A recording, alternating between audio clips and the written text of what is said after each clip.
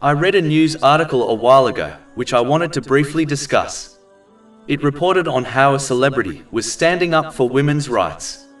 Undoubtedly, it is a good cause, as honoring women has been taught by Islam, even though some Muslims fail to act on these teachings. The thing that came to mind is that many people have come and gone who have stood up for some sort of cause, whether it was to do with women's rights, human rights, the poor, or something else. Yet only a small percent of these people had a positive impact on society. The majority had no positive effect, and instead became footnotes in history. One of the reasons for this is a lack of sincerity.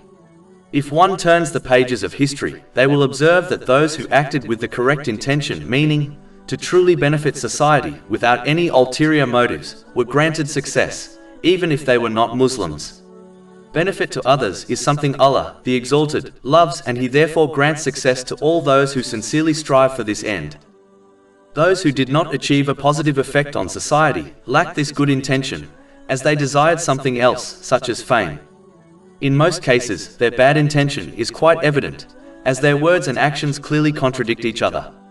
For example, some claim to stand up for the rights of women, then happily take part in advertising campaigns which show women to be nothing except ornaments to be gawked at.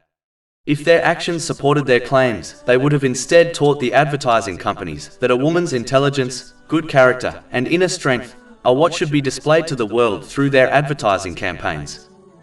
Many of these people who claim to stand up for different causes are in a position of political and social influence, and they possess much wealth, yet their positive influence on society is minimal and very short-lived.